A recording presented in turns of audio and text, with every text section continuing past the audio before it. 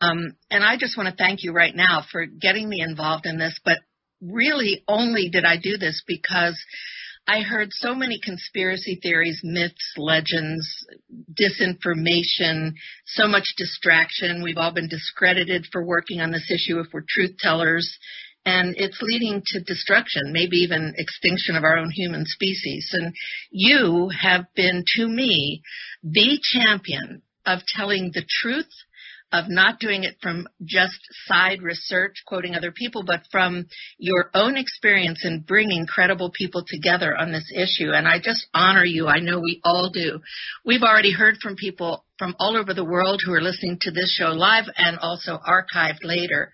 So thank you so much for being with us. And Steve, I'm not even sure where to begin. I know you have so many projects going on. And I think it would help, too, for you to help define some of the terms, that basic terms, because some of the people listening in are new. They're advisors to decision makers in the corporate government military complex, and they are international as well. So thank you for coming on. Well, I appreciate it, and I really thank you for your courage all these years for speaking the truth about these issues. And I remember when you first came forward, it was difficult because this subject, dealing with so-called UFOs, which is a misnomer to begin with, has been so carefully by the intelligence community ridiculed and put into compartments of kookiness. And not only that, but they've then put out information that's completely false that discredits the subject. So when serious people try to deal with this issue, they tend to get tainted, and it takes a tremendous amount of internal integrity and courage, which you have, to have spoken the truth on this. And I appreciate it very much. First of all, I think we have to define some terms, as you mentioned. In my opinion, UFOs don't exist. Now, what I mean by that is that term was concocted by the intelligence community after they figured out that they were extraterrestrial vehicles, and after they already had studied the energy and propulsion systems, what the top secret document from Canada called the modus operandi of the spacecraft, and by 1954 had mastered gravity control. And I want to repeat that. October 1954, gravity control was mastered. And what that means is there's a huge amount of confusion in the public and even with the political leaders on what's ours, what's extraterrestrial, and who's doing what. And to sort this out has been literally 25 years of research and, well, frankly, over $10 million of my own funding and income gone into trying to figure out who is doing what and what the real truth is. And most of the information that is put out to the public on this subject is disinformation that's been carefully designed, as you rightly pointed out in your testimony, that Werner von Braun warned us would be a sort of fear-mongering paradigm about the issue about intelligent life in the universe. And I think that if anyone wants to, they can go to our website, SiriusDisclosure.com. It's SIRIUS, like the star system, disclosure.com. And you will see that we have links to several dozen military and intelligence and corporate witnesses like Carol Rosin.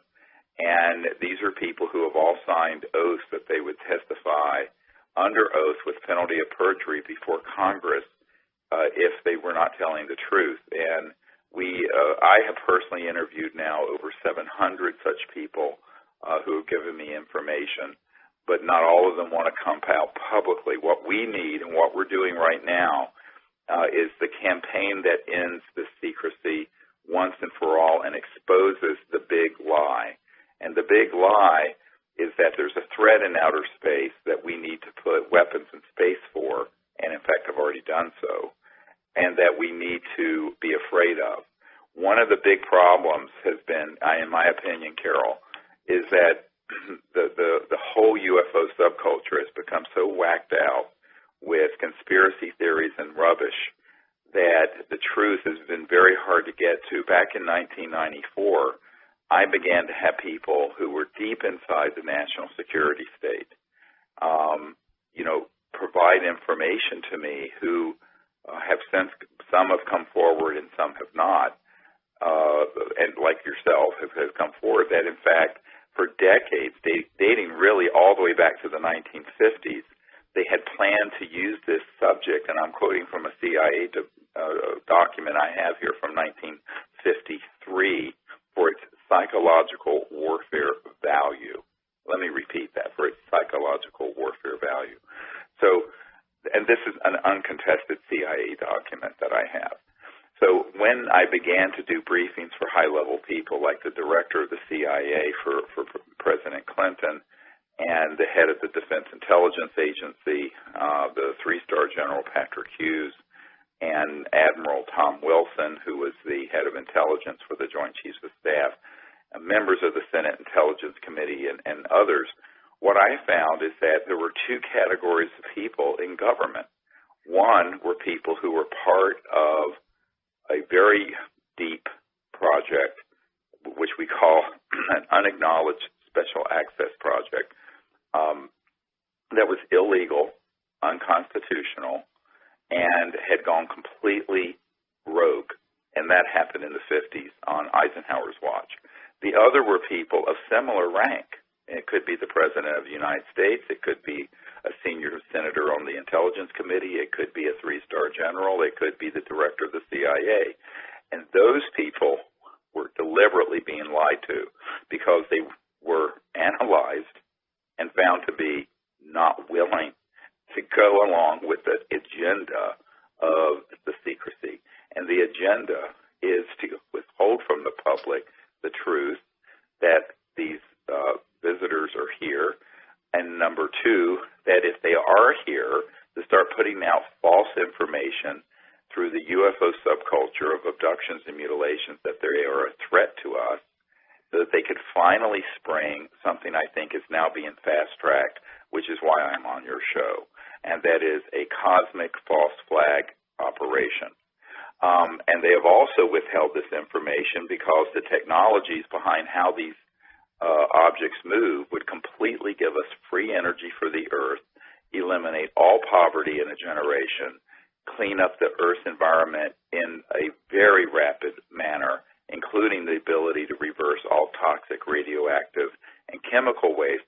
These technologies we have, and the taxpayers of the United States have spent upwards of $8 trillion that have been confiscated into these unacknowledged special access projects.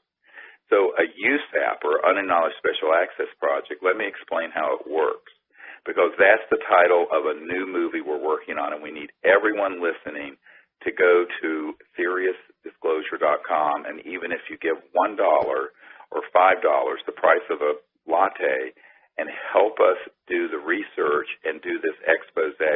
We are doing a full-length feature film and also a book at the same time, and we're planning to do a global concert event.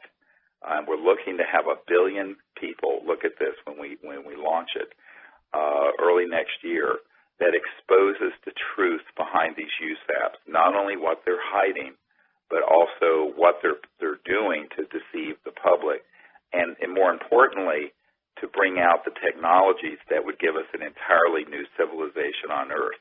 So the title of the movie is Unacknowledged, and it comes from the first word of what a USAP is, an Unacknowledged Special Access Project. And let me just explain how this works. So this is something that the average person, in fact, many people in government don't even understand it. It works this way, particularly in Congress and in the White House when they first get in. I'm sure after some time they realize that they've been had, but initially they don't. And actually right now we're reaching out to both presidential campaigns to bring them up to speed on this. But an Unacknowledged Special Access Project, as you know, Carol, is one that is not supervised by the legitimate overseers of the democracy or of any government, whether it be in the United States, Canada, the United Kingdom, Australia, or for that matter, Russia. These are projects that are deep black, and the men and women I know who have been in these USAPs describe it as follows. The people in that compartmented top secret operation report to only the person in charge of that operation. And even if the general or the admiral in charge of the Joint Chiefs of Staff or the Secretary of Defense were to ask them about them, they are simply to turn to them and say no such project exists. Now, I have people on my team who have been in these projects. This is not a conspiracy theory. We have upwards of $100 to $200 billion at least every year going into these super secret, unacknowledged special access projects. And the way that they operate is, quite frankly, without any accountability to the people, but also without any accountability to the government oversight capabilities, which means that they are illegal and they are rogue. So between 1993, when I first briefed R. James Woolsey, the director of the CIA for President Bill Clinton, and 1997, we had concluded that this entity dealing with this, which has been called MAGIC, the Majority Intelligence Committee, they have been operating since at least the 1950s without the full oversight of the president or the consent of the representatives of the people in the Congress, and that they have then replicated that model throughout other countries. And this illegal cabal is really running the earth into the ground. And you mentioned an extinction level risk. And I'm going to talk about that during these 2 hours, not to frighten people, but to make people understand it is time to get off our hands, stop sitting on our hands. We've got to come together and unite and do something about this. The unacknowledged special access projects, or USAPs, the way that they have operated and the funding mechanisms they have are going to be exposed in this new film. And we are going to not only expose it, but we're making a call right now and doing the research for people who are whistleblowers. So anyone who has been in any of these projects, who knows how they operate, or who has dealt with the so-called UFO issue, either the ET end of it or the man-made electromagnetic-gravitic devices, or the deceptive aspects of it, i.e., the stagecraft that goes into hoaxing abductions and mutilations, which, by the way, I have interviewed more than a dozen people who have been on hit squads, for lack of a better word, who have abducted humans to make it look like, quote, aliens were doing it. This is not a theory. This is absolutely fact. And yet the public, through the media and the UFO subculture, really believe there are aliens abducting people, et cetera, and so on, and that they're mutilating cattle for no good reason. What people have to understand is this is all part of the psychological warfare value of the subject to create the specter of fear so that at some point people would accept the cost in blood and treasure of an interplanetary war. Now, let me explain that again. General Douglas MacArthur, in his last address to Congress, said World War III will be interplanetary. These lunatic psychopaths who are in these super secret projects, and make no mistake about it, they are absolute psychopaths.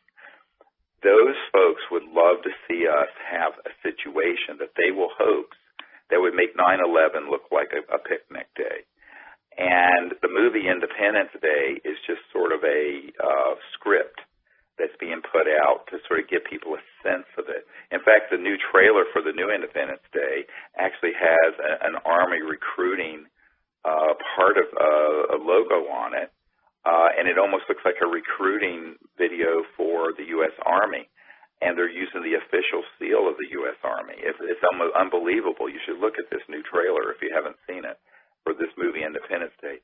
So the script is, the narrative that they started creating in the 50s, now this is when I was born in 1955, was to create a long-term plan where we go from the Cold War to global terrorism, which you said in your testimony, Carol, if you remember, before 9/11, we did the National Press Club event, which had hundreds of millions of people around the world who saw it, for the Disclosure Project on May 9th, 2001, and then on September 11th, 2001, we had 9/11.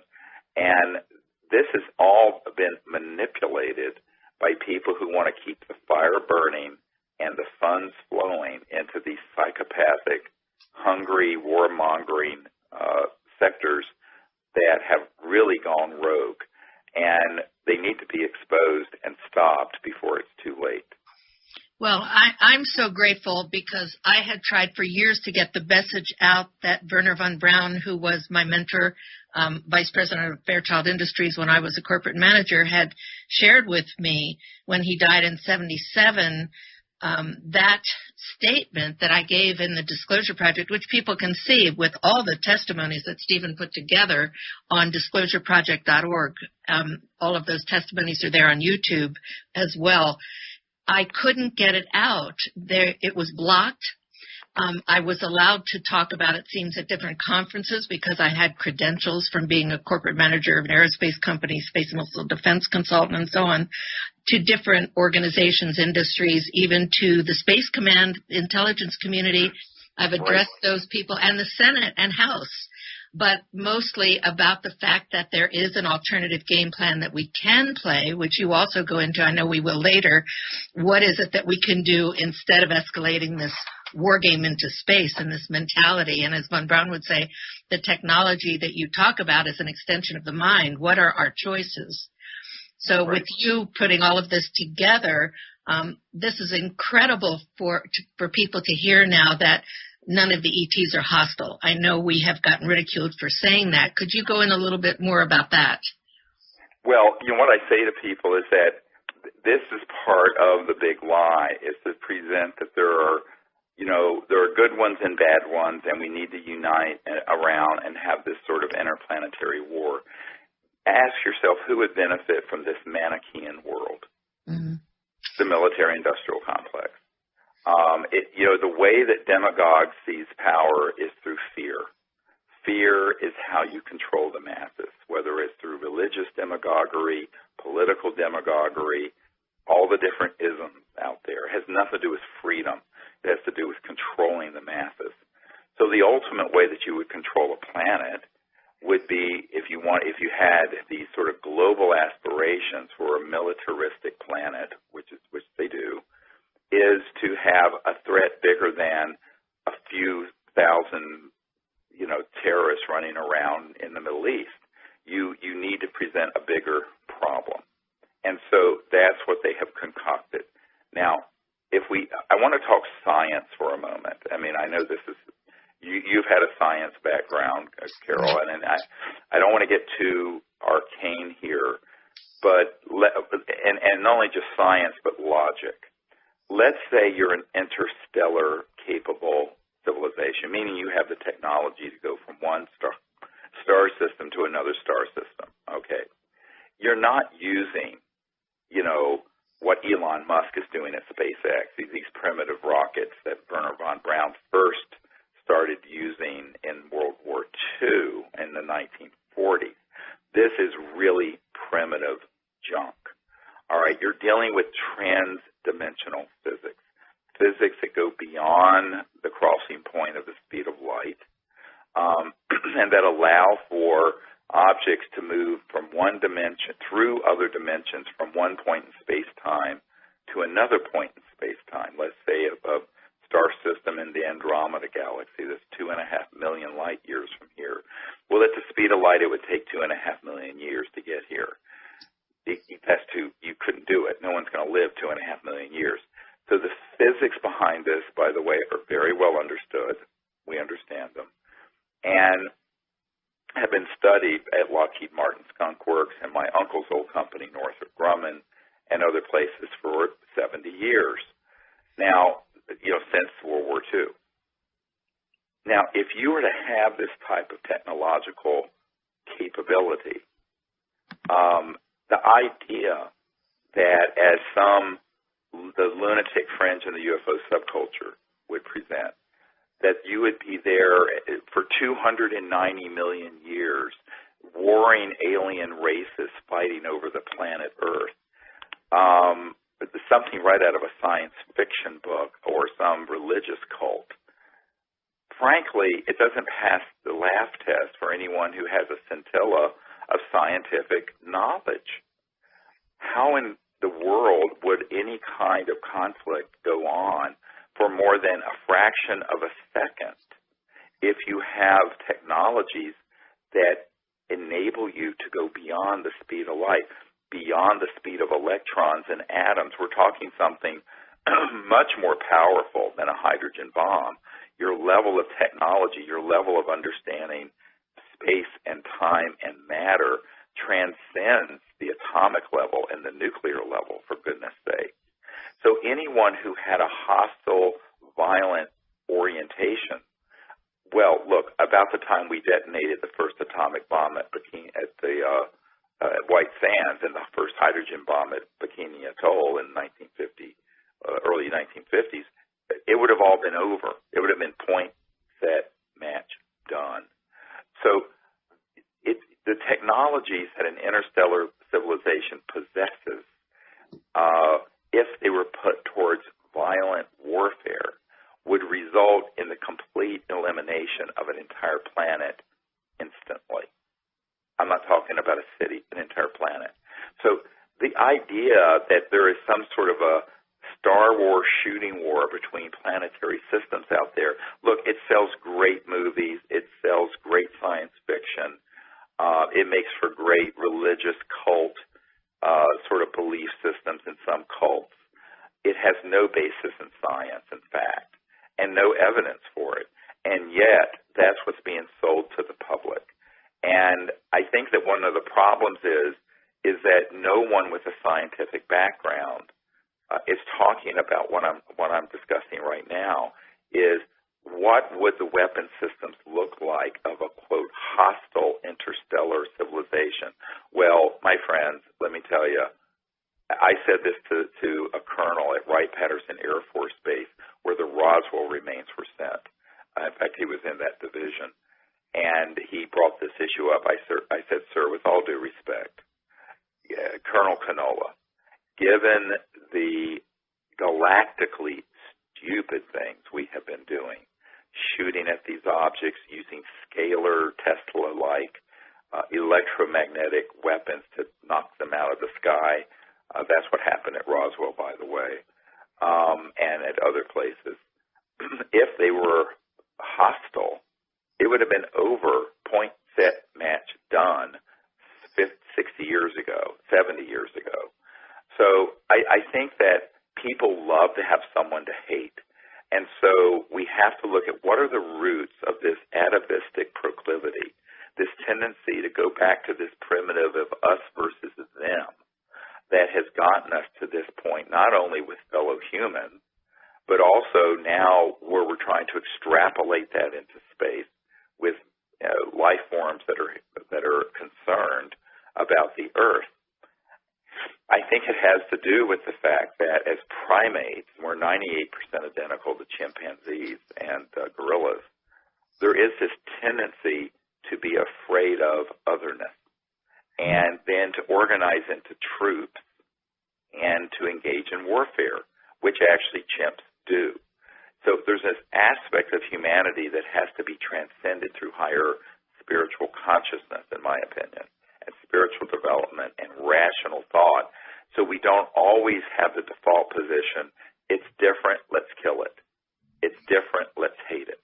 Whether it's gay people, whether it's black people, whether it's women, whether it's this religion or this ism or that ism, the problem with humans is that we have the default position that the otherness is something we need to hate and we need to fight and organize ultimately into organized murder around, which primates do, which is called warfare. Now, we're past the point, I think we're 100 years past the point, where we needed to have large-scale war on this planet. We shouldn't have had World War I and World War II. We certainly don't want World War III, and we certainly don't want an interplanetary conflict. Now, the only way we're going to avert that is a genuine spiritual awakening, but also an expose of the manipulative people who want to put information out there that is false, disinformation, and that is designed to hit all the hot buttons of fear that result in people hating someone who is other, different than them. And this is something that, as an emergency and trauma doctor, I would see people come in over the most trivial things where the guns and knives would come out because of some small conflict. Well, those were tragedies, and I would help save their lives, and many times I did. However, now when we're talking with nuclear weapons, and beyond that, in the classified USAP world, scalar weapons that are longitudinal, scalar weapons that go at multiples of the speed of light, which we can get into if you like. Those systems were developed by humans way back in the 30s, 40s, and 50s also, and began to be experimented with. Those weapons can't be allowed to go into space any further or be used in open warfare. But they have been used. This is the whole point. There has been years where they've already been used to target these extraterrestrial vehicles. That's how we have managed to down so many of them. And I have worked with many people who have been in these covert programs where they have targeted extraterrestrial vehicles and been able to hit them and bring them down. Now, it doesn't happen every day, but when it does happen, it's a terrible tragedy.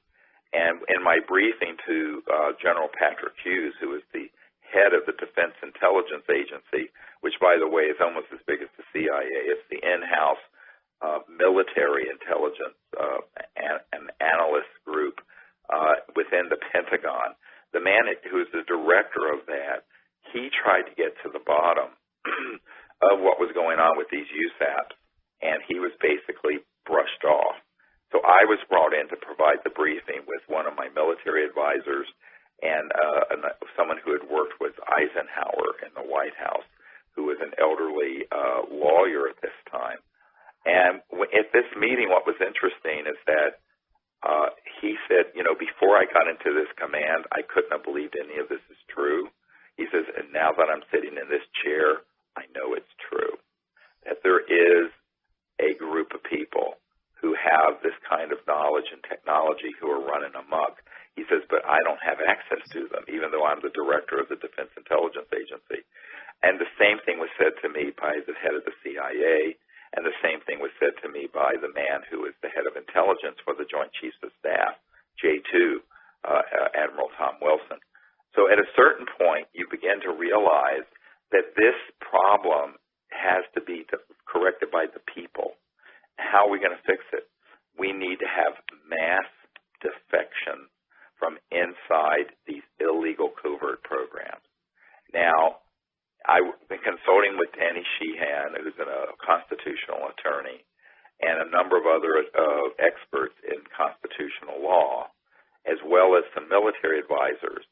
What I devised in the 1990s was a methodology for doing this. And I want to be very careful because on this show, I'm asking right now for people to defect from the corporate world, the intelligence world, and the military world, and to go on camera with their testimony, documents, and evidence about all of this. And the way that we secured their release from their national security obligation is that by the time late 1997, early 1998 rolled around, we had made the assessment and had it confirmed from the level of the president on down. And in fact, I had been green-lighted by the head of intelligence for the Joint Chiefs of Staff.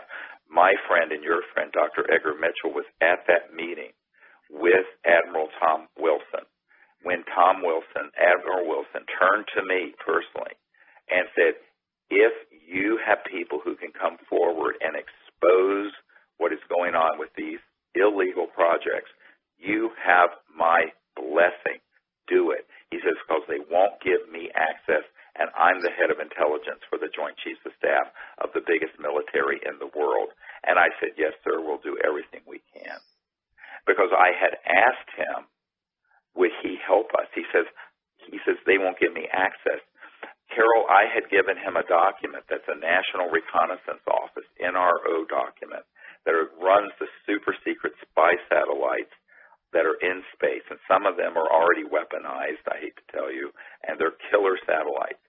Well, he said to me, look, Carol, the admiral in his office in the E-ring of the Pentagon said to me, I found one of those compartments that he recognized the name for it on this secret document that I had provided to Obama and to him and other people. And he said he got hold of that compartment, this super secret operation, and said, look, I'm Admiral Tom Wilson. I'm J2, Head of Intelligence, Joint Staff. And the person on the other end of the phone said, yes, sir, we know who you are. And he says, well, I want to be read into this project, briefed on this project. Military says read into. And they said, sir, we cannot discuss this with you. And he says, why not? They said, you don't have a need to know. And he said, God damn it, I'm the head of intelligence for the Joint Chiefs of Staff of the United States. How can I not have a need to know? And they said, sir, we will not discuss this with you. And they hung up on him. So this was before I got to the meeting, because I had sent this briefing dossier prior to Edgar Mitchell and me going to the briefing. So what he said to me is that, he says, they are blocking me from doing anything. And he says, what I have learned is that the best thing I have in my weaponry is a B-2 stealth bomber. And these guys have things that can go to the speed of light and beyond that have already been developed in the Lockheed Martin Skunk Works, and that can do circles around my B-2 stealth bomber. That's how he put it to me. And Edgar Mitchell was a witness to this, as were several other people. Edgar Mitchell was so inspired by you, by the way, that we connected in 1974, and I'm updating a book that he and I wrote way back then that has a lot of this kind of story in it, including honoring you, by the way. And we have documents like this. You have a lot. And I had testified before the Senate with the document that was the strategic moves for how to educate people, how to hoax this whole thing. And yet we still have, Steve, these politicians coming out. Oh, you need to send me that document. We'll put it in the film. Of course I will, yeah. And I'm very concerned now about the decision makers, the politicians, the candidates who, even if we give them these documents, how do we get them to come around and make the decisions that we want? Thank goodness you're producing. I want you to make sure we get in more hints and we do it in both hours. What to do about it? Well, there's so much people can do. I'm trying to give people the background so they understand what we're doing. Mm-hmm. So what we did following this was to do what's called a UNOD letter. Now, everyone listening needs to write this down and tell all their contacts who've ever been in the military or intelligence or corporate world about this. It's called a UNOD letter. It stands for Unless Otherwise Directed. And I did a letter, and this was going to be in the film. It went to the heads of every agency in the United States government that said the following. And by the way, the way Unless Otherwise Directed letter works in military circles is that if someone writes to their commander or to an agency with an unless otherwise directed letter, it says, unless otherwise directed, this is my assessment, this is what I'm going to do, unless I am otherwise directed. In other words, there's no overt act that needs to be taken after that. Mm-hmm. But you have to prove they received it. So what we did, we sent it return receipt requested and by couriers that where it was signed. And in this unless otherwise directed letter, we stated the following, that we have done briefings for all of these top people in the United States government and similar people in the United Kingdom. These people have been lied to and denied access from the president on down to this type of intelligence and compartmented operation. That is illegal and unconstitutional. Therefore, a priori, all those projects are running illegally and outside the law and cannot use the law, including the National Security Act, to enforce the secrecy of anything they are doing or any personnel, human intelligence, material, documents. Those are all fair game for disclosure because the projects themselves are illegal.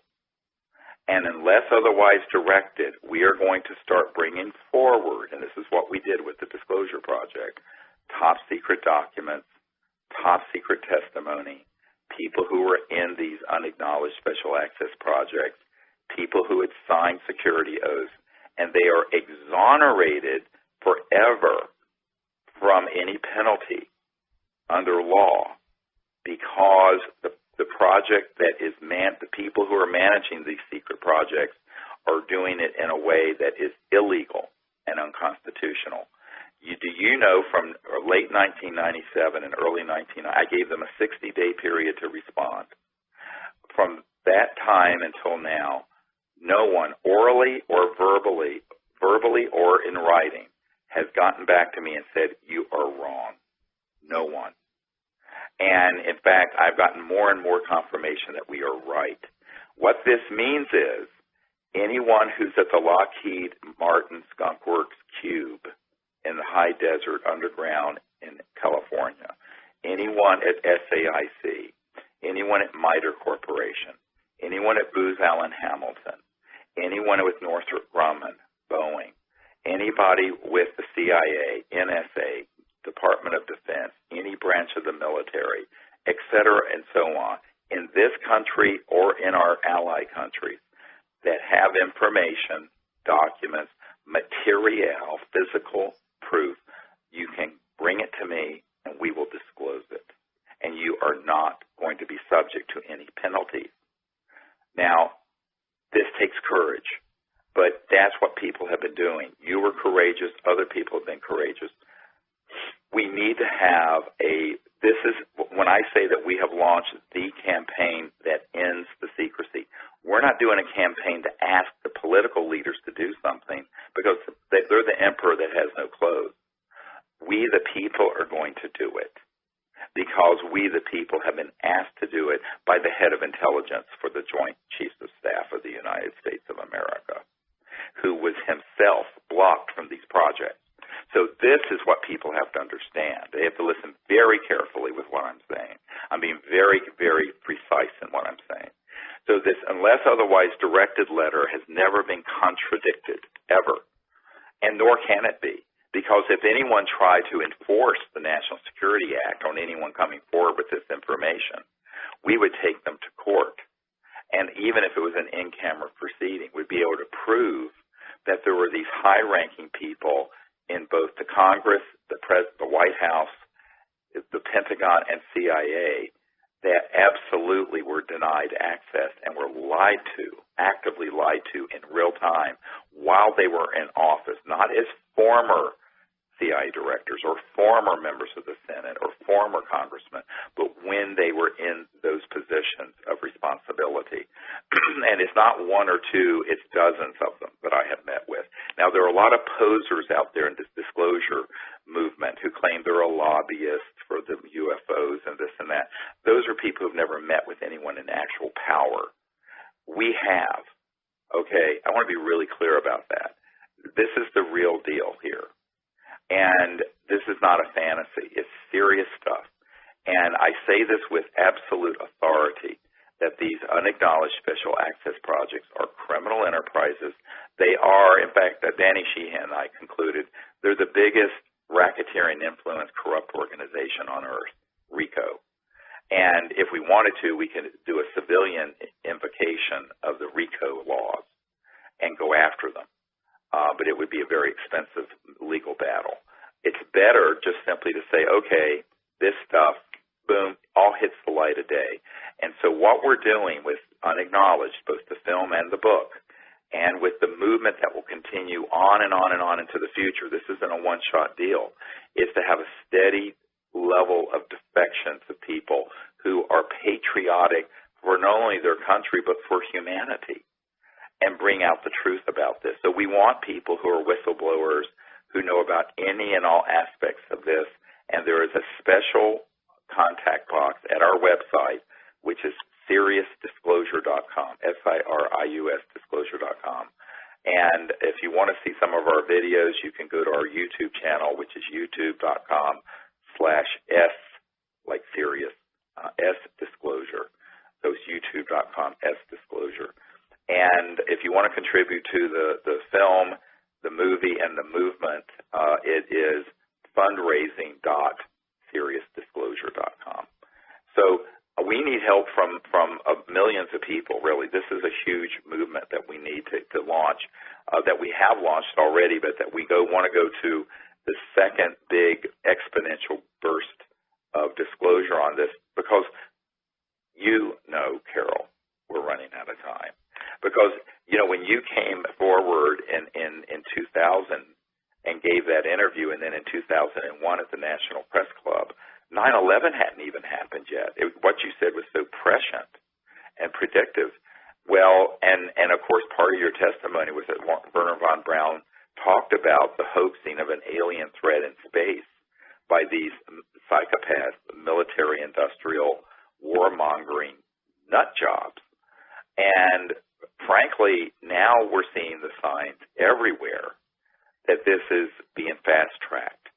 And in the last few weeks even, we have seen indications that they're going to try to fast-track this, and the only way to avert it is to expose it in advance. Imagine if someone had exposed what was going to happen on 9/11 before 9/11 happened. You see what I'm saying? That's what we've got to do. It really is. I mean, I don't want to be melodramatic. It is the fate of the world here. I'm one of those people out here who I've been written up, introduced as an optimistic, idealistic realist, but I think if people knew how pessimistic and depressed I've been lately, I know that this is something people relate to, because I'm getting hundreds of letters from people that say things like that. And what I hear from what you're doing is it's not just giving us hope. I don't even want to hear the hope thing anymore. What I want to hear is what you're doing. What are the facts, not the fiction that people present as facts? And what are the real facts that lead us to a new vision? I've been working on getting a treaty signed with a wonderful group of people, the former Minister of Defense of Canada, whom you know very well, one of our witnesses, the Honorable Paul Hellyer, who's also done the show, as have Abe Krieger, who was 37 years Boeing executive. He actually put together the U.S.-Soviet part of the International Space Station, worked on the lunar orbiter. We have some great people, including, of course, Edgar Mitchell and you, and people that have come up with different elements to this treaty. Will Miller, who's one of our advisors, too, also contributed to making sure that we're grounded, but not in an earthbound way, bound, capital B-O-U-N-D way, but with a cosmic higher frequency of consciousness applied to whatever we put out now. And if people want to read that treaty, by the way, it's on peaceinspace.com. And we also, you have books I want to mention that people can get that have a lot of the background, including a lot of the testimonies, Disclosure, your book that is the Disclosure book, Extraterrestrial Contact, The Evidence and Implications, Hidden Truth, Forbidden Knowledge. These are great background books. There's another one by Susan Babcock that covers a lot of this, called For the Children. And these are some background pieces. That one has some of my personal story in it too, but leads to where we're going with this, which is the truth-telling of this issue, unlike it has ever been told before, right, without all the garbage that's, I think, is just the myth and legends, the things that people have quoted and pushed through the ufology kind of community, or the peace groups too, where they're blaming, the Nazis run the space program. Of course, they're all dead, but I mean, it's so much disinformation. And I think people also have to understand that there's been a long-term psychological warfare plan that has been worked very carefully by these folks, yes, to set up the psychological foundation for people to be afraid of or hate anything from outer space. It's been done through Hollywood. It's been done through video games. It's been through science fiction. but it's also been done through the UFO subculture, and it's been done by staging events. We know for a fact that a number of things have been staged that have been made to look like they were, quote, alien, that were 100% human. And this is done all the time. And I had a guy who worked for NASA said, oh, yeah, he says, if we have a classified object that's one of these anti-gravs and something happens, we'll just stage it and make it look like it was an alien thing that happened. And people will believe it because people don't understand what the head of the Lockheed Skunk Works, Ben Rich, said, what he meant when he said that we already have the means to take ET home. That, for decades we have had classified technologies that are in these unacknowledged special access projects that enable humans to have extraordinary transportation capabilities. And these technologies are real. It's not mythological. And they've been abused because guess what? Nobody is supervising it. The people don't know about it, and the people's representatives, except for a few that are on the inside, know about it. And the ones who have betrayed the public, who are representatives, they lie to their fellow representatives. For example, there was a Senator, John Warner of Virginia, who has been on this committee, this secret committee, who they then would turn to his fellow senators and say, oh, pshaw, there's nothing to it. And I know for a fact this happens every day. I go to briefings. 2.5 years ago, I was at a meeting in the Great Barrier Reef where I was presenting this to 120 world leaders, and there were people there from the oil industry and the military-industrial complex who were embedded just to go behind my back to anyone I provided this positive evidence and proof of all this and say, oh, no, this is all not true, and if it were true, I would know about it. And since I'm your buddy in this elite group, you'd believe me, wouldn't you? You see how it works, Carol? It's all affinity politics. So I think people have to understand how this secrecy, and we're going to expose in this movie how this secrecy has run and what the agenda is, and then we're going to show what the truth can do. What's the point of exposing all this? Well, if we expose it, maybe we can avert World War III, number one. Isn't that a nice idea? Number two, maybe we can go into space only peacefully and have peaceful relations with these interstellar civilizations, which is the whole purpose of my work, is to create a higher consciousness and a higher understanding of an enlightened civilization. Maybe we can bring these technologies out to benefit the Earth's impoverished masses and to save Gaia from environmental destruction so we don't have another Fukushima and we don't have to have endless destruction of our biosphere through fossil fuels and nuclear power because we have something already developed that's better. And that's the other call I'm making. We want people who have operational zero-point or over-unity technologies. If you are ever going to come forward now. We have the backers to fund it if you need to have funding. Now, we don't want to hear of a theory. Don't contact me with a theory. I have file drawers full of theories. But if you have an operational system that is closed loop, meaning the output power runs the input power and it runs a net load of some significant wattage power, get hold of me absolutely immediately, and we have top people who will be in touch with you, and we will take care of you, and we will get this out and disclosed, and if possible, we'll have it in a stadium with the top artists and celebrities in the world in a celebration early next year, and we will disclose that new free energy technology to at least 1 billion people. That's what we're planning to do with this campaign. And we know they're out there. But people have to, again, step forward. It's time for people to understand we have a shot at this because here's our choice. The choice is endless war and destruction on Earth, or we start a new civilization with a new consciousness that is based on the universality of our being conscious being, and that we live together in peace and we transcend all these conflicts. And we bring out these long-withheld sciences and technologies that would give us the means to live on the Earth without it being destroyed environmentally, and that we live with our neighbors in space peacefully, and we ban and keep all weapons and all systems out of space, and develop what I called for several years ago, a Council on Interplanetary Relations of enlightened people who work on relationships with these interstellar civilizations so that they can only be peaceful. Now, let me talk about that for a minute. That is so important because, I have no doubt there are civilizations out there who, while not overtly hostile, if they were overtly hostile, we would have been done, but who are very unhappy with the stupid things that these covert programs have done on behalf of humanity. Now, we haven't consented, but still it's humans doing it. So we have some relationships to repair.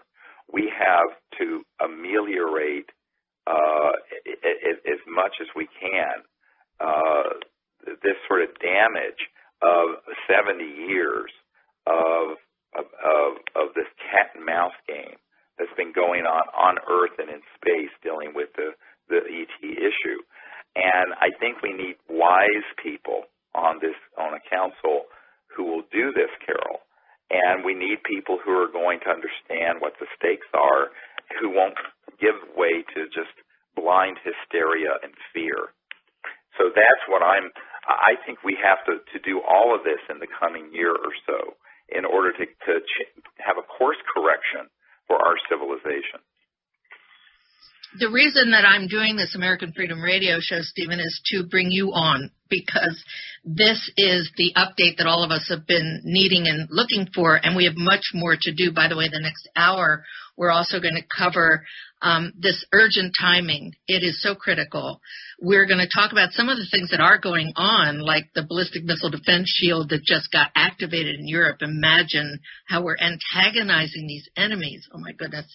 And we'll talk more about relations, solutions. I know people want to hear more about what you mean by a spiritual awakening that has to happen, because we have some candidates and politicians, decision makers out there that don't sound too spiritually awake to me. And it's kind of unnerving, because these are people that are going to be making some decisions for us, or how, in fact, do we get into positions where we do it. And, of course, coming through what you're bringing out, the operational technologies that are, Von Braun would say, is just an extension of the mind.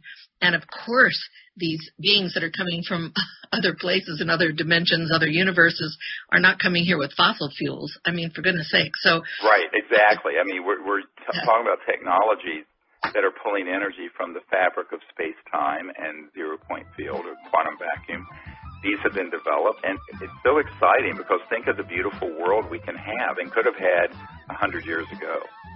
And we're going to get into all of this and more, so stay tuned. We're going to take just a few minutes break right now, about 4 minutes, Stephen. We'll be right back with you. Awesome. Great. All right. Thank you. Stay tuned, everybody.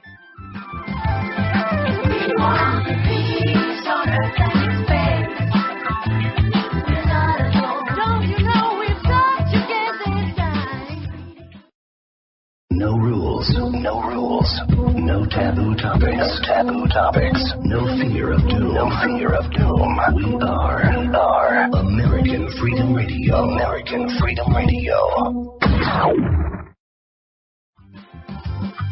We want the peace on earth and in space. We're not alone.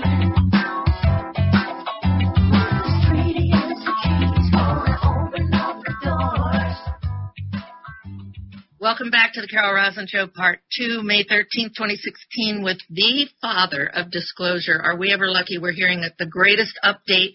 I hope you heard Part 1. If not, go back to it. Thanks for coming back, because in this last segment here, we're going to cover a lot of different issues and topics that people have been asking Dr. Greer about, and it's all related to the timing, the exposure of the real truth, the facts about the peaceful uses of space that we can have, the treaty, the stories, but relations with Earth beings and space beings is such an interesting topic, because we're not getting along too well on Earth Stephen, how in the world are we going to get our consciousness raised to be able to get along in space with the cosmic beings? What do we do?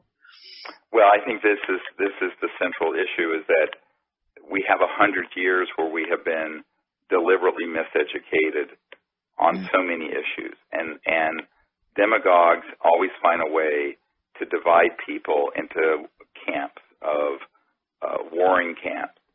And so we first have to realize what is the foundation of interplanetary relations, but of human relations.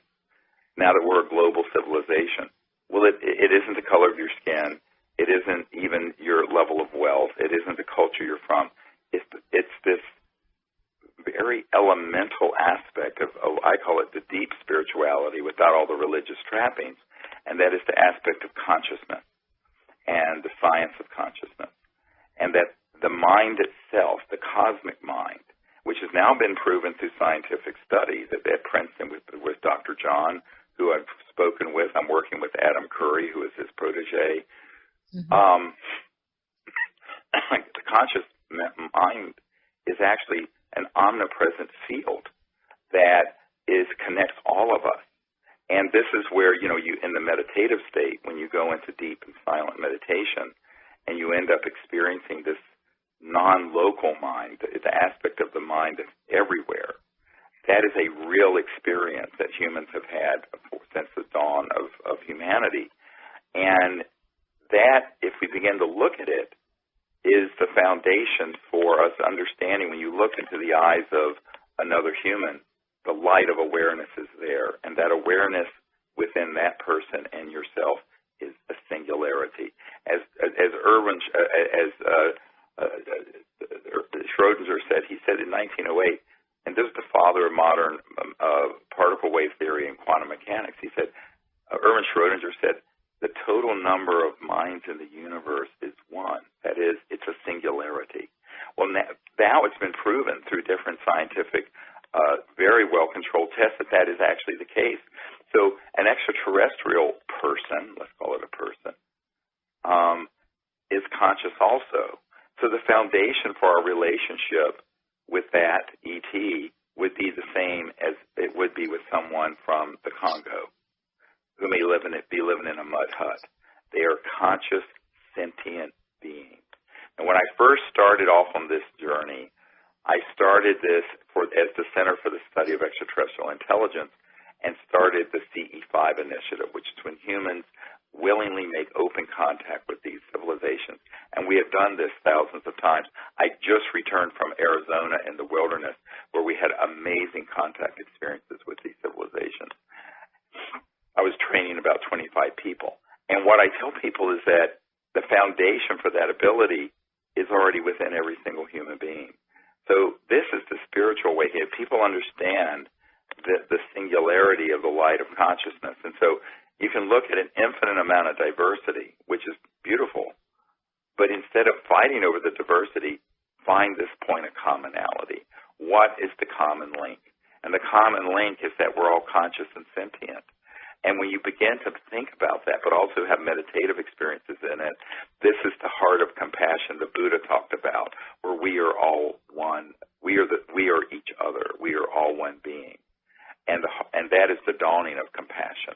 So this sort of spiritual awareness is going to have to be the foundation. It can't just be an intellectualization and political effort. So we're going to have our intellectual and political efforts guided by a higher spiritual awareness that has also now been scientifically verified, and that is that the conscious mind is this infinite field, and it actually is a single field of consciousness shining and refracting within every individual person.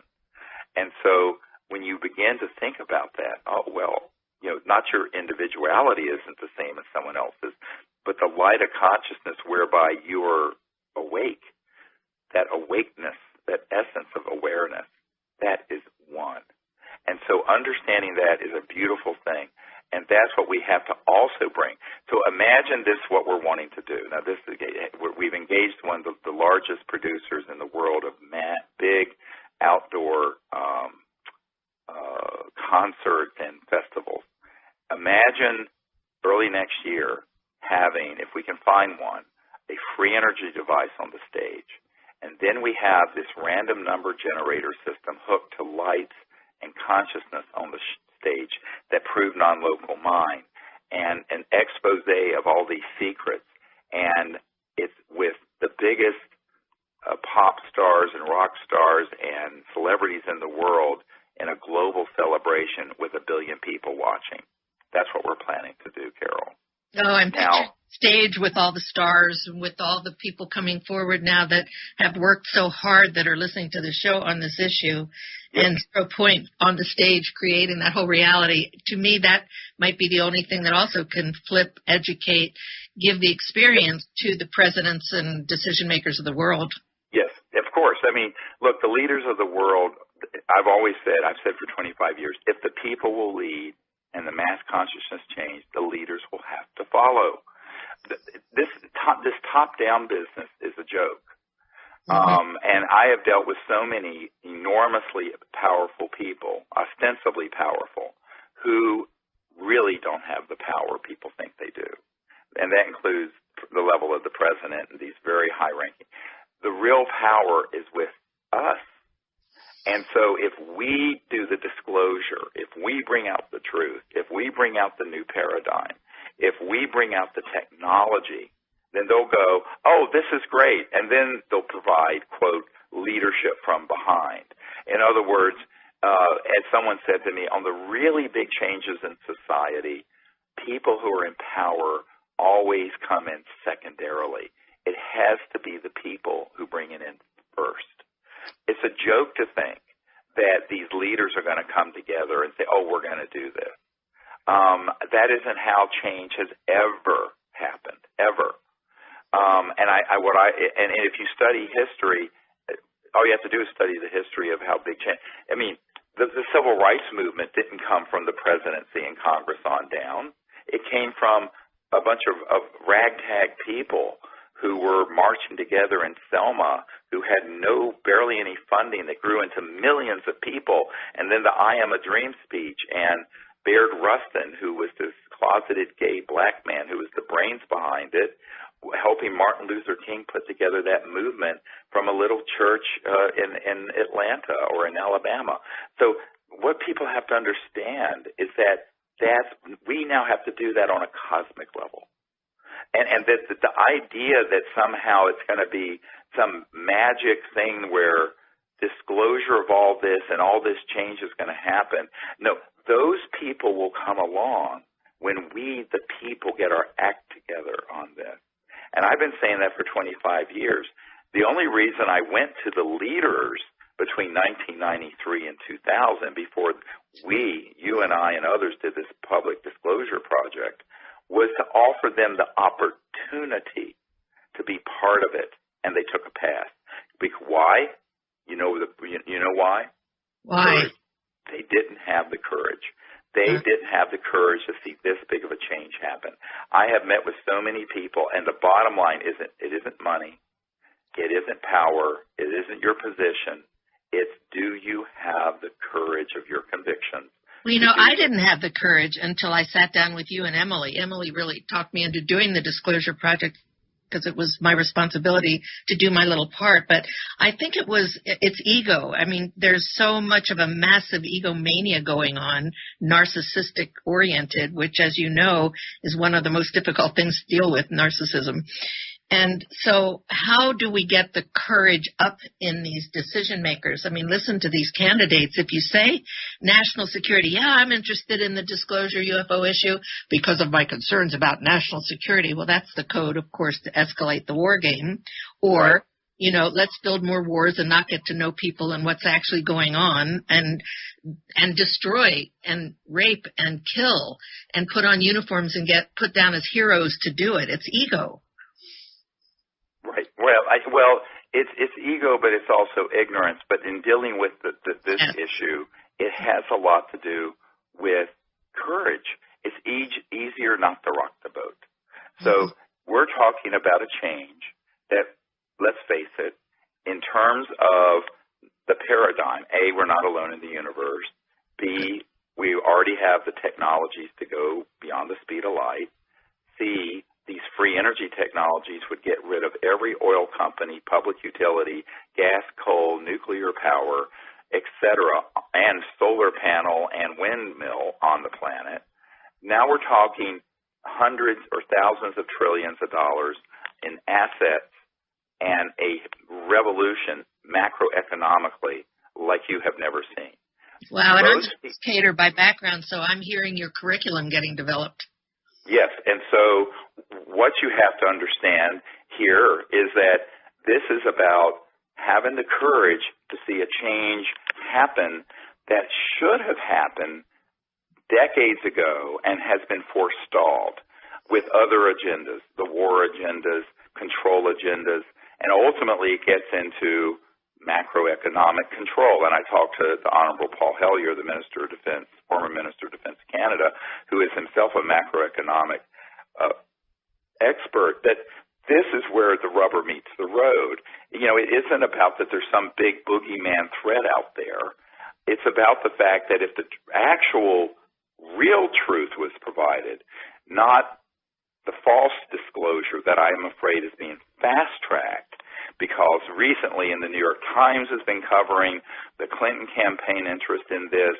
The Army Chief of Staff gave a talk a couple weeks ago about the threats we're facing in the future, including little green men, the new rollout of the new Independence Day film with the Army logo and a recruiting poster being embedded in the trailer. I see certain things happening where back in the early, mid-'90s, I wrote a paper, When Disclosure Serves Secrecy. In other words, we want a disclosure that's truthful and that leads to a peaceful outcome and peaceful interplanetary relations, and the release for peaceful use of these technologies that could save the Earth's environment and eliminate poverty on Earth in a generation. It absolutely is doable, 100% doable. There are other people who want a disclosure that is terrifying, that would be like 9/11, that hoaxes a threat from outer space, and that further entrenches the current macroeconomic and military-industrial order. So you couldn't ask for a more opposite type of disclosure.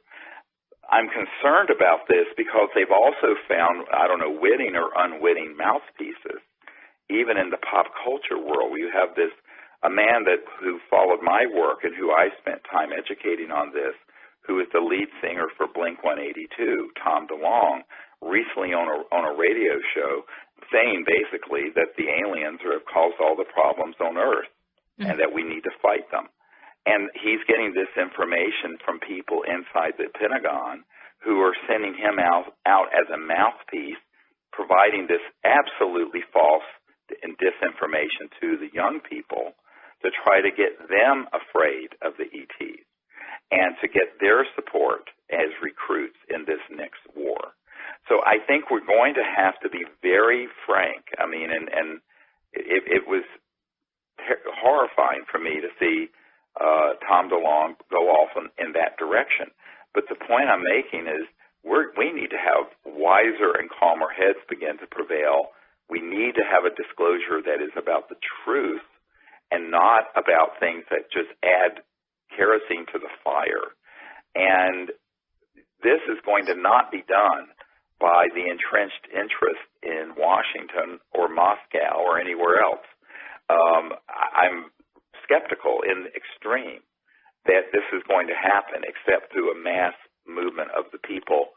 And by doing what we're doing with this campaign, and by the way, we've come to an agreement with a major distributor for the film, so it'll be digitally pushed out in a way that's, Sirius, which went to #1 on Netflix, the first film we did a couple years ago. This is going to be 1,000 times bigger. And this is going to have all this information in it. And then we're planning to have a book that will be a New York Times bestseller book, we hope, that will be along with the book, the film. And that will then also be kicked off, both those, with this global celebration and concert event. And I'm hoping at that event we can actually feature an operational either LENR or zero-point energy device, low-energy nuclear reaction, the cold fusion, or free energy device. We're in search of one. Again, if anyone knows of someone who has one that is operational and not theoretical.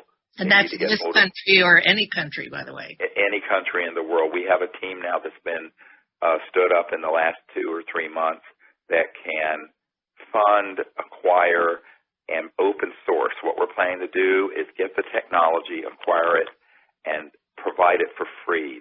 There'll be no patents and no intellectual property holdbacks, and it will be massively released to the public.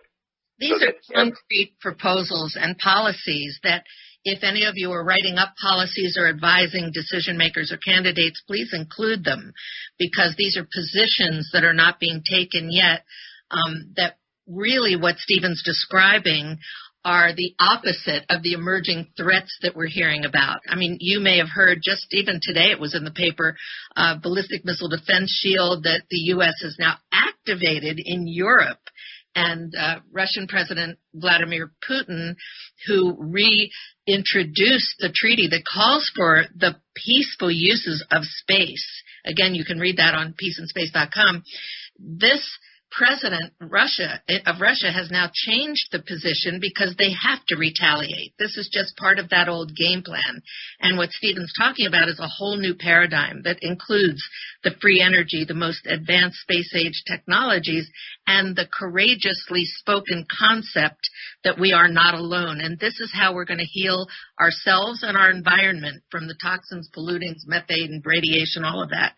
This talk that you're giving right now should really go viral. I hope people will hear it, because there is no threat out there. This is all manufactured, and those of us who are trying to tell this truth are being discredited, and we need help. So please contact Stephen and make sure that we all participate in this and put our input and ideas into it. Well, yes, and the thing is that the people who are the demagogues, who are in the intelligence community, they know how easy it is to manipulate people towards hate rather than love, or towards fear rather than open conscious acceptance. And it's manipulative. And, I mean, look, we had 9/11 happen. What do? We go invade Iraq that had nothing to do with it and spend $2 trillion, create tremendous instability in that part of the world, and now there's ISIS. So but that's done deliberately. In other words, these sorts of things are done deliberately with very well thought through advanced planning by these monstrous interests that have at their core a need to grow militarism and war, because it is one of the biggest industries on the planet. If you take oil and war making, those are the two biggest industries on the planet. So these are all need to go the way of the dinosaur. But in order for those sort of enormously powerful interests to be transformed, it isn't going to be, I seriously doubt, it's going to be done by some sort of high-level meeting with world leaders. It's going to that'll happen when the people get on board a disclosure process that is the campaign that ends it, when the people who are inside these projects defect and begin to defect en masse. And which now we have proven legally they can do so with impunity, without any risk legally to them. And there's no risk to them personally if they do it correctly altogether, which is why they need to contact me personally as soon as possible if they are a legitimate first-hand witness to these operations, programs, what have you. And we also need people who are going to defect from the counterintelligence and psychological warfare programs. I have interviewed personally a number of people who have been on abduction and mutilation squads posing as aliens. This is true, sounds science fiction, because of its ability to seed panic and fear in the public about ETs. Now, when I first heard of this, I thought this has got to be a science fiction story. And then I met one person and another person and another person. The problem is I've had a hard time getting them to come out publicly, because this is the heart of the secrecy. If they can put out enough disinformation and stage enough events. And people say, when did the false flag event start? Or when will it start? I said, it started in the 50s and 60s. And they said, what do you mean? I said, the mass amount of information that's out there on the UFO and ET issue have been people reporting events that have been designed, and they were designed in the 50s, to use man-made craft that look like UFO, creatures that look like aliens that are stagecraft and man-made, and to engage in these criminal attacks on people. And people say, oh, you don't think abductions have happened? I say, oh, I know they have, but they're not being done by who you think they are. And people are stunned when they hear this. I said, look, before I ever got on the scene in the 1980s, Martin Cannon wrote a whole thing called The Controllers, talking about the military involvement with abductions. And Dr. John Altshuler, a fellow medical doctor in Denver, was the supreme, he was by far the best researcher on all the animal mutilations.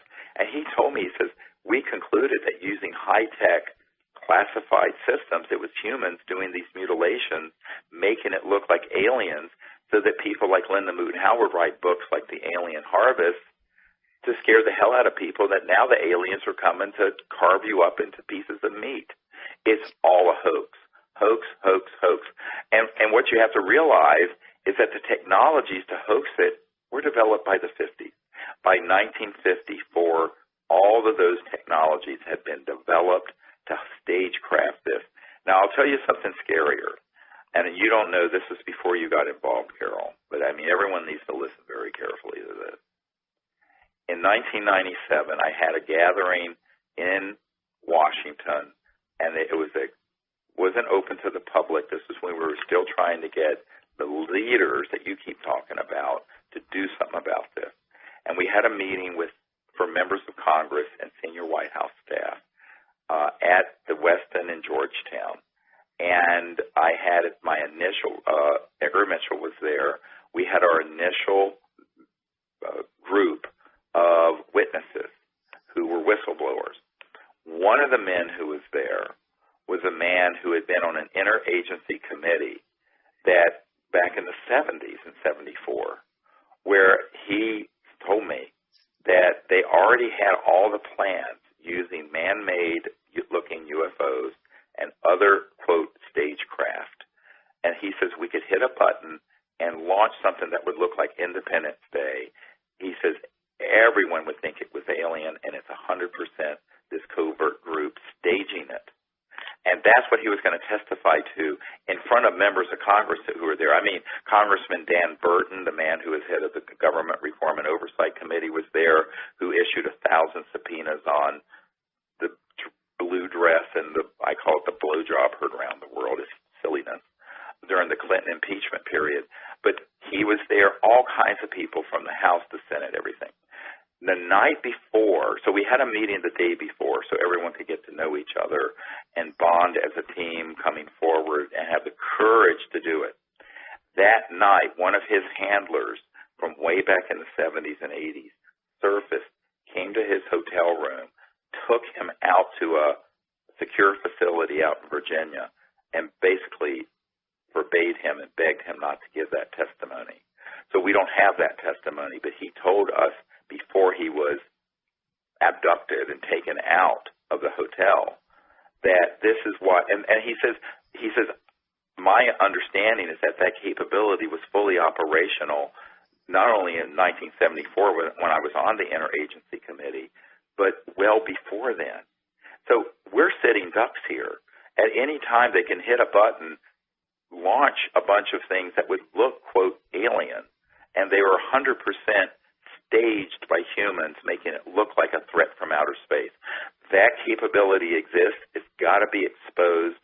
People who are on the inside who know of those capabilities need to come forward and speak the truth, because otherwise we're talking like the Gulf of Tonkin in the Vietnam War, where we exaggerated and staged the attack on our warships so that President Johnson and the Congress would greatly expand the Vietnam War into that disaster, or a situation like 9/11, but something much worse.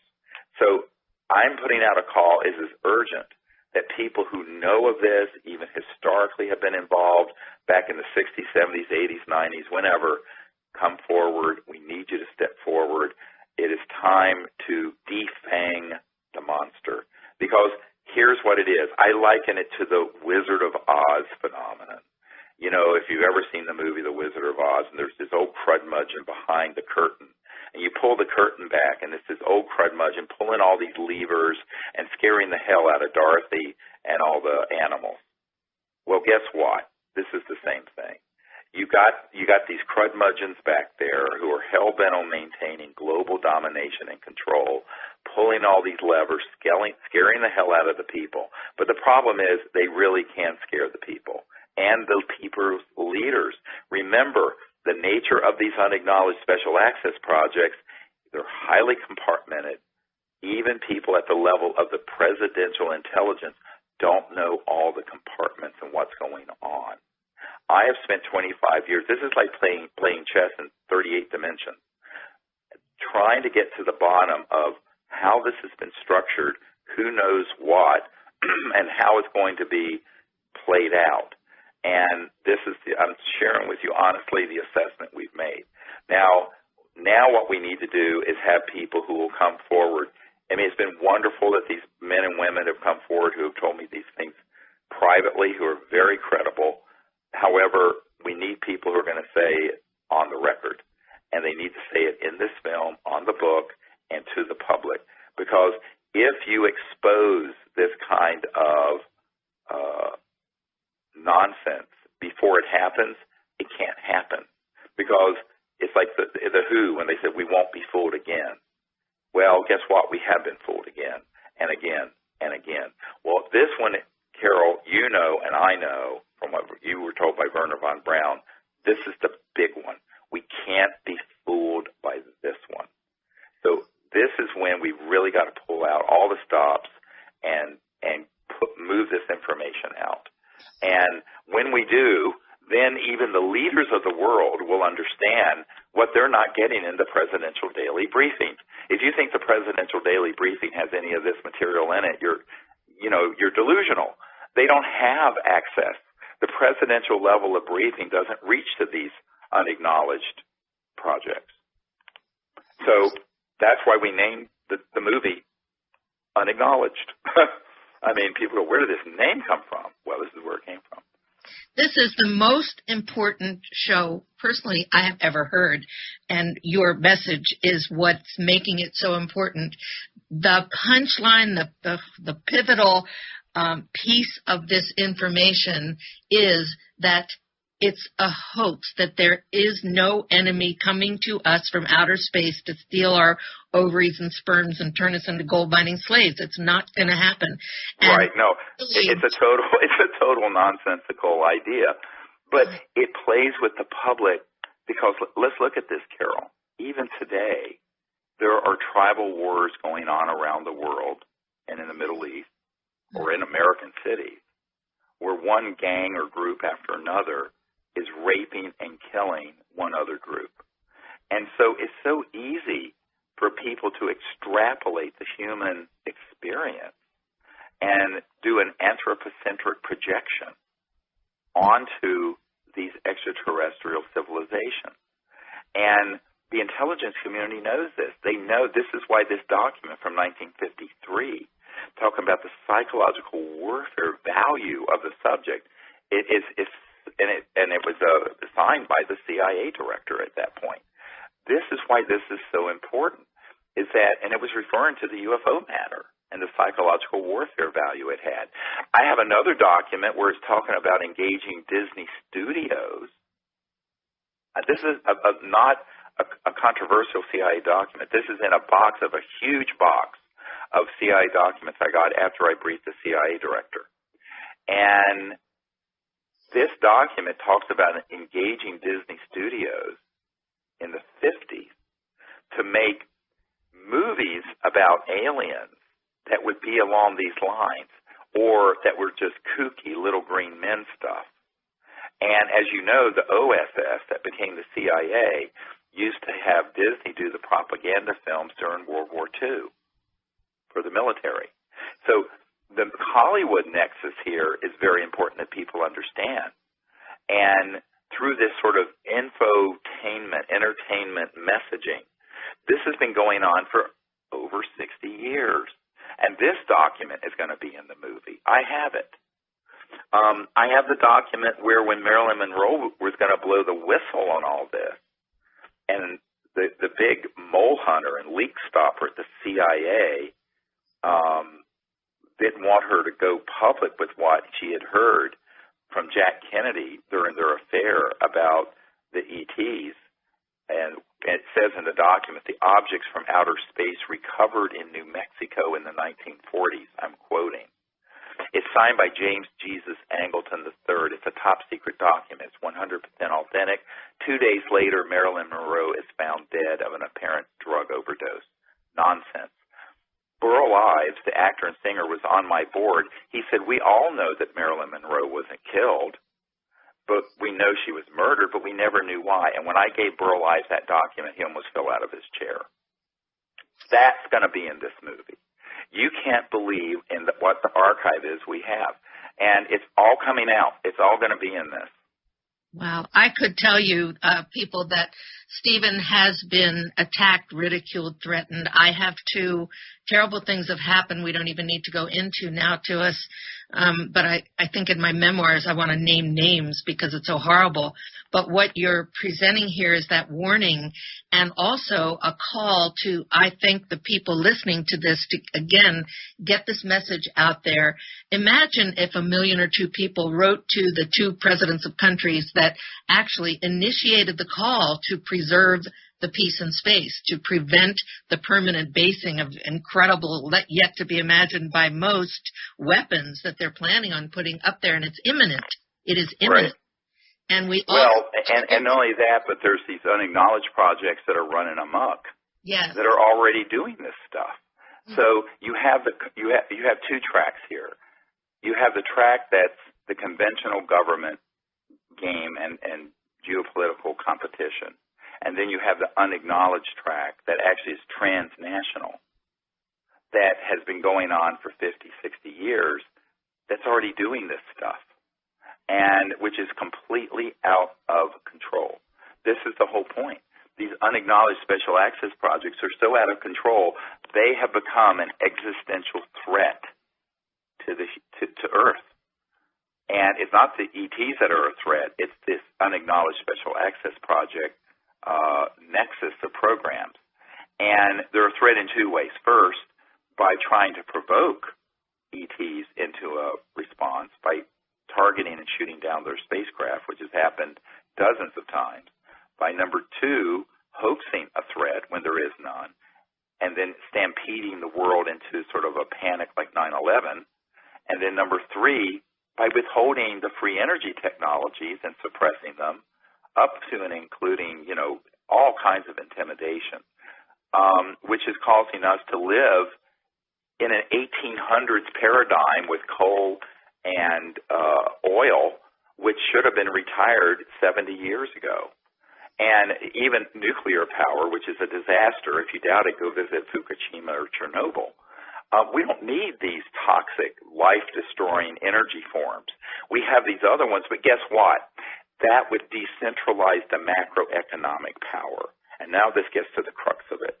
Because if we had a peaceful world where people weren't united around a common enemy, every village and home and whatever would be self-sufficient when you had free energy so that you could have heating, air conditioning, power, agriculture, whatever, provided by zero-cost, zero-point energy or LENR systems. So when you have that kind of world, you don't have this big centralized system of gangbangsters and what I call the financial military-industrial complex that are sitting atop the power structure. The power literally and literally in terms of energy power and metaphorically in terms of political power then goes to the local level globally. So on the one hand, we'll be very interconnected as we are now communication-wise, but we will begin to be transportation and have free energy and very self-sufficient. So every home, village, what have you, would be self-sufficient. You wouldn't be tied into super tankers coming out of the Middle East or transmission lines coming out of Con Ed or whatever your utility company is. So, and, of course, we're leading to that. Now, what do you say to the people? Sorry to interrupt you, but I know I want to get this in. What do you say to the people who say, well, gee, my job is in coal, my job is in electricity, my job is in this? How do we address this job-critical situation of how people are going to be living in the new vision? Well, it's a very important thing. First of all, there has got to be a plan. First, you're going to have a 15-year transition. It's not like you disclose this information and every car and home in America suddenly has this. And this is the problem. We're running out of time to do it, Carol. I've been involved with 25 years of this now.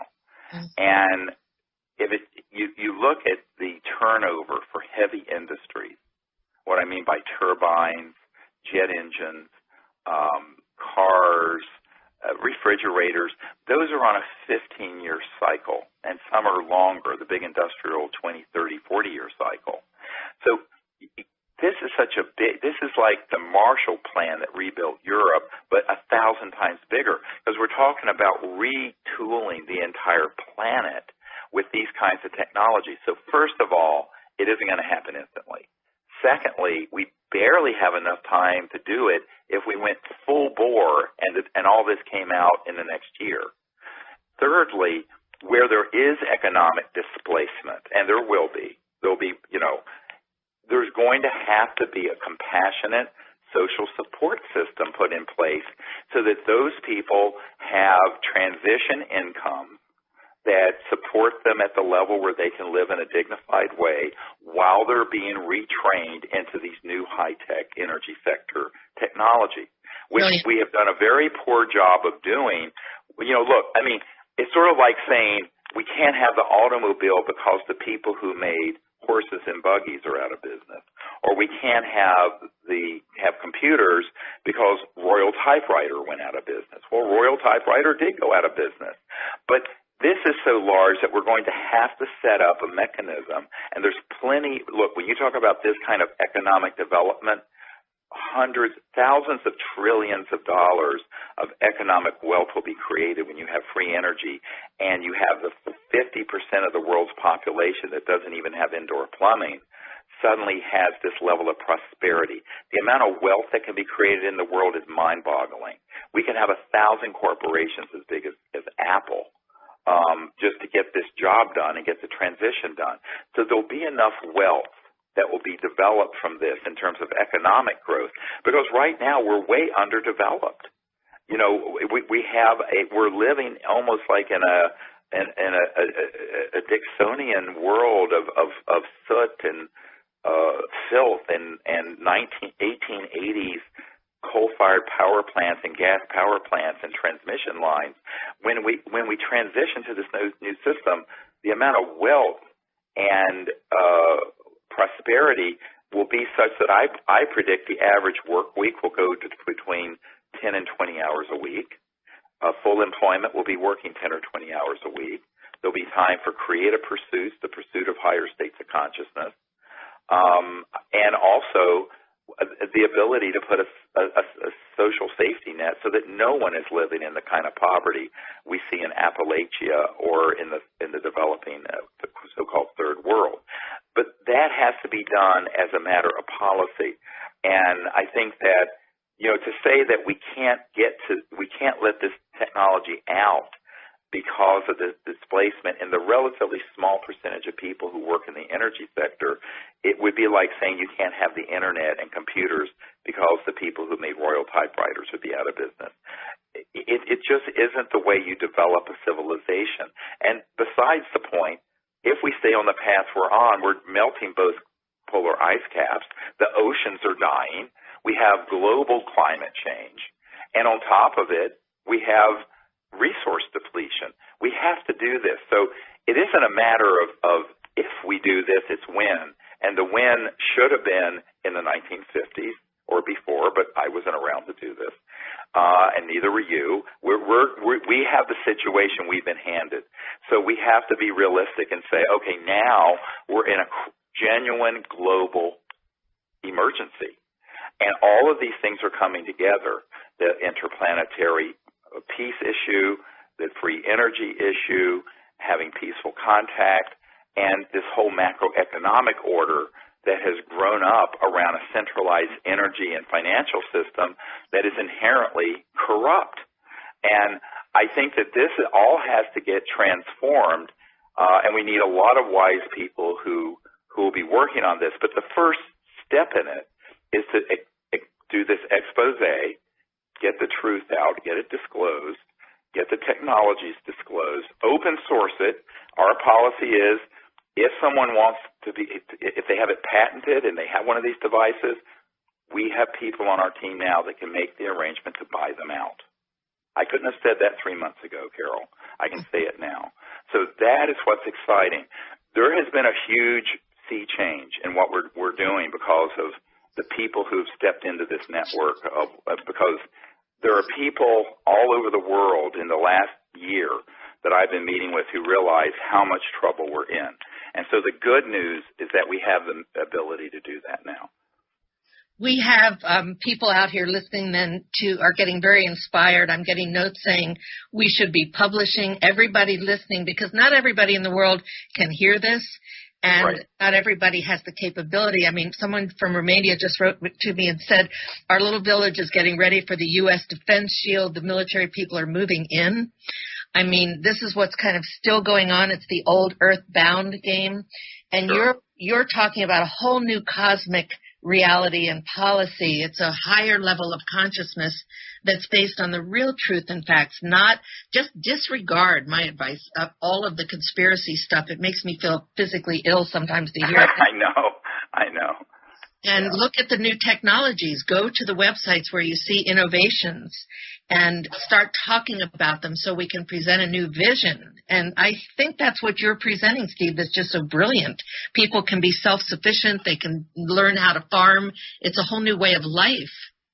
Well, with these sort of technologies, you could have in the Arctic an agricultural dome, because the energy would be free, where you could have tropical fruits organically being grown in very cold climates in the winter with no pollution. So it's a total different world once you make this basic change, but that's why it's been kept secret. You know, when I was at Lawrence Rockefeller's ranch, where he hosted the Clintons in the 90s, and you know, he took me out one night onto his deck where he had the original Remington statue of the Native American on horseback, and we were out there under the stars, and it was so beautiful. And he turned to me and he said, Dr. Greer, you know, the disclosure of all this, he says, the implications are so vast and so profound that no aspect of life on Earth will be unchanged. And I said, yes, Lawrence, that's why it's secret. It's because it is so. So, you know, it's axiomatic. The bigger the impact would be, the more the extreme secrecy, to the point of there being unacknowledged special access project operations, are stood up around the subject. So the ET subject, the UFO subject, the free energy, innovative technology subject, the 0 point, the LNR, those all have the same policies that are being run by these controllers. And that's what people have to understand. And the only way around it, I assure you, there is no president of this country or any other that's going to wave a magic wand and bring this stuff out. But the masses can. The people can. The people who have stumbled across this same science and technology, who have it sitting in their garage or lab, they can get it to us. We will support them, and we will bring it out, and we'll have every A-list celebrity in Hollywood at this event and the whole world watching. You want to refrain from the 60s, the whole world watching. Then it's over. It's a game changer, because we expose the false flag nonsense. We reveal and bring out these technologies, and we say, okay, all these games and nonsense, let those be of the past. Let's start a new civilization with a new consciousness beginning today. And it has to be a global movement. So these are points that when you're putting together your new interviews, your curriculum, your publications, when you're making contact with whomever you want to, that you may be able to influence who's making a decision in your local community, in this country, around the world, these are points that Stephen's bringing out that I'm hoping everybody will share as widely as you possibly can, because these shields that are going up, the disinformation, the discrediting, is what's prevailing right now. And this is the breakthrough time. We are not going to get another chance in history. I agree. It's sort of do or die, and all the writings on the wall. When you have periodicals like the New York Times that have had an official policy of never covering this subject and about Hillary and John Podesta, her campaign chairman, dealing and talking about UFOs. When you have the Army Chief of Staff talking about the future battles with little green men, when you have the Army having its promotional stuff cross-promoted on the trailer for Independence Day, when you have, a rock star being fed disinformation about how aliens have caused all the problems on Earth and we have to go to some big war with them, that's a militaristic approach to this whole issue of space, talking on big radio shows and coming out with information and books and movies, you know that someone has pulled the trigger on what Werner von Braun, Carol, warned you on his deathbed about. That's what That's what I'm here to tell everyone. That's why I'm on your show today. Thank you. And the courage that you have and that we all have to have, and yours is courageous and it's contagious. And that's what I feel when I hear you too, because, my space careers book was just taken by two guys who write about space weapons, by the way, and all of a sudden it removed the quote by Andropov that said the Russians were ready way back in the days of President Andropov to sign a treaty for peace in space and to not test ASATs unless somebody else tested these anti-satellite weapons. That's all been removed, and now there's a new book that got updated with the title of my book without my permission. I've been erased from Wikipedia. There are little things that are going to happen to people that do come forward. Yep. But you know what? In a group like what Stephen's putting together, we're together in this, and that gives me and the courage and inspiration to keep going. Right, so, exactly. Yeah. Yep. Now, what would you tell people as a quick summary for what they can do, where they can get in touch with you? Yes, well, we need everyone's help. Whatever you can do. And this is a publicly funded, crowd-funded campaign, and you can go to Sirius Disclosure, that's SIRIUS disclosure.com, and help us, even if it's every little bit helps. You need to become ambassadors in your community looking for these whistleblowers who are military intelligence corporate people who know about this. We need people who are out there who are scouts looking in their own local area for people who are innovators in technology who may have stumbled across and have one of these 0-point or free energy devices and who need help getting it out to the world. We are the launch vehicle for that. We need people to be networking in their communities and bringing those things to us. We need people to just spread the word about what the campaign is by putting it on their Facebook page and tweeting it and blogging on it and networking it to people in their community, because, it's not like we're doing this with some sort of $1 billion presidential campaign. We're doing this very grassroots and very organically, and so we need people to help do that for us and get the word out. Very good. And your website and your email contact information? Yeah, SiriusDisclosure.com, and if you go to the website, you'll see on the toolbar under contact all the different categories. If you're a military witness, if you're a media person, whatever it is, or just info, and you can contact us through that website. Okay, and mine is, of course, spacetreaty@gmail.com, and peaceinspace.com is the website. We have a chance now, folks, to build a new policy, a whole new curriculum for the world. And what I hear you saying, Stephen, is that we've been pretty earthbound in all the decision-making that's been taking place. And we're transitioning into this cosmic reality, the truth that you have championed getting out, and that I hope we can reach the decision makers of the world with, because they're coming from that same old place as far as I can see. Right. And now, if we have a chance to build a self-sustainable life based on space-age technology and information, these are places where all of you can go. But I want to encourage people, too, to do your own publications, do your interviews, use this material, this truth that Stephen puts out so freely, and help get the truth out, because we have been fooled. There are a lot of people out there saying, how are we supposed to know that they're not peaceful, that kind of thing. It's just that you've been fooled, and it's time to wake up. The time is urgent. Well, the other thing, you can't prove a negative. But what I tell people is that given what we can prove we have been doing, targeting these ET objects and all the nonsense, the fact that you and I are having this conversation and breathing the free air of Earth is the proof that they're not overtly hostile. Because if they were overtly hostile, it would have been over before I was born. So, you have to think of what the technological capabilities are of an interstellar civilization.